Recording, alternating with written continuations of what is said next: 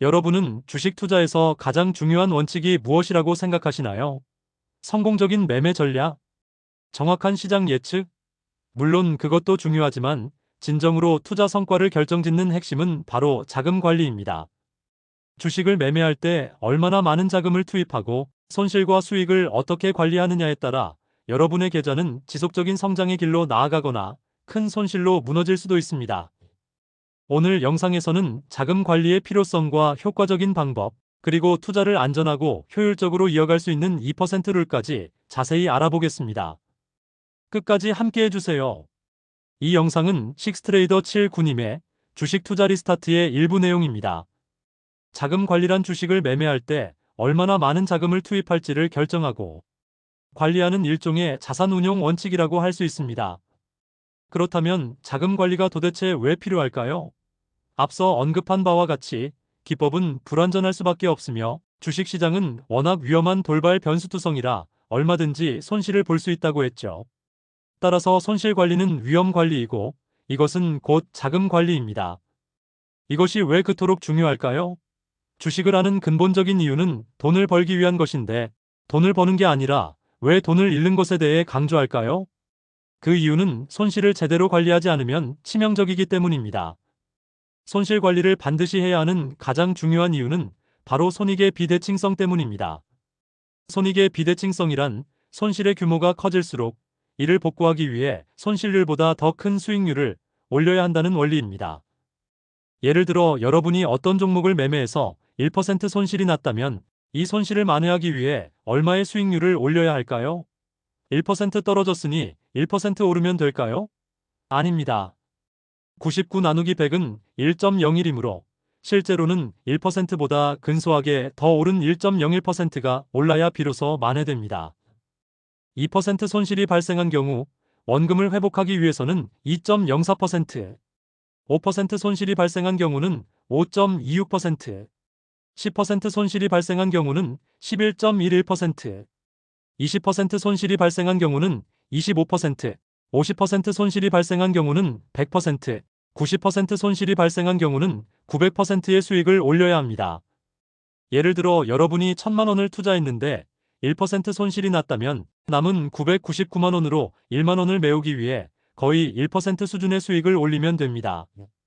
그런데 반토막이 나서 50%인 500만 원이 되었다면 손실액 500만 원을 메우기 위해서는 50%가 아닌 100%의 수익률을 올려야 원금을 회복할 수 있습니다. 손실은 규모가 작을 때는 별 문제가 없지만 커지면 커질수록 수익은커녕 원금 회복조차 감당하기 힘들어집니다. 손실이 커질수록 치명적이기 때문에 바로 손실을 관리해주는 자금 관리가 그토록 중요한 이유입니다. 이쯤에서 여러분은 손실을 관리하는 것은 손절매라는 개념으로 매매 기법에 포함되어 있는 것 아닌가? 왜 굳이 자금 관리라는 개념을 복잡하게 또 이야기하고 이는 매매 기법상의 손절매와 어떤 차이가 있는 걸까? 라고 생각할 것입니다. 결론부터 말씀드리면 자금 관리라는 개념은 매매 기법보다 한 단계 위에 계좌상의 거시적인 손절매 내지는 손실 관리의 개념이라고 할 수 있습니다. 물론 자금 관리에는 손실 관리뿐만 아니라 수익 관리의 개념도 포함됩니다. 여러분의 현재 현금 자산이 5천만 원이라고 가정합시다. A라는 종목을 매수했고 손절선은 10% 수준으로 잡았습니다. 여러분이 이 종목을 손절했을 때 손해액과 손실 규모는 어떻게 될까요?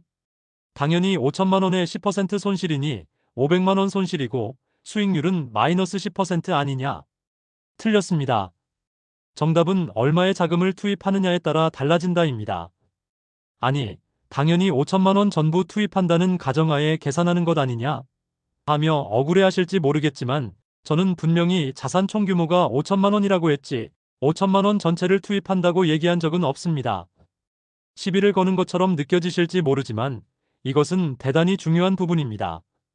만일 여러분이 총 자산을 다 투입했다면 손해액은 500만 원이고 매매 수익률은 마이너스 10%이며 총 자산 대비 수익률도 마이너스 10%입니다. 하지만 여러분이 절반인 2,500만 원만 투입했다면 손실액은 250만 원이고 매매 수익률은 마이너스 10%이지만 총 자산 대비 수익률은 마이너스 5%입니다. 이처럼 동일한 매매에 의해 발생하는 매매 손익률은 일정해도 투입 자금의 규모가 총 자산 대비 어느 정도 수준이냐에 따라 실제적인 총 자산 대비 수익률은 달라집니다. 즉, 자금 관리 기법을 통해 투입 자산의 규모를 조절하면 매매 기법상의 손익률은 동일해도 총 자산 대비 수익률은 달라지는 것이죠. 바로 이것이 매매 기법상의 손절매와 자금 관리 기법의 차이입니다. 그렇다면 매매 기법상의 손익률과 총 자산 대비 손익률 중 어떤 것이 더 중요할까요? 당연히 총 자산 대비 손익률이 훨씬 더 중요합니다. 왜일까요? 앞의 예에서 총 자산이 5천만 원인데 5만 원만 투자했다면 마이너스 10%가 아니라 반이반 토막이 나도 실제 계좌상으론 0.1%에도 못 미치는 눈꼽만큼의 손실에 불과하기 때문입니다. 큰 타격이 되지 않습니다. 수익이 나는 경우도 마찬가지입니다. 매매 수익률 자체가 100%, 200%라도 무슨 의미가 있나요? 총 자산 대비 수익률이 중요한 것입니다. 10% 수익이 나도 총 자산을 다 투입했으면 10% 수익을 얻은 것이지만 총 자산의 100분의 1만 투자했다면 200% 매매 수익을 올린다 한들 실제 수익률은 2%에 불과합니다. 만약 전 재산이 5천만 원인데 빚을 얻어 5억 원으로 투자했다고 칩시다. 만약 10% 손실을 입으면 어떻게 되겠습니까? 5천만 원 손실이죠. 이는 회생불능의 치명적인 상황입니다. 매매 기법상의 손절도 중요하지만 그보다 더 중요한 것은 계좌상의 손절선을 잡는 것입니다. 내 전체 계좌상의 안전한 손절 한계를 정하는 것이 바로 자금 관리이고 그 손절 한계에 따라 매매 기법상의 손절 비율을 일치시킬 때 비로소 제대로 된 자금 관리가 되는 것입니다.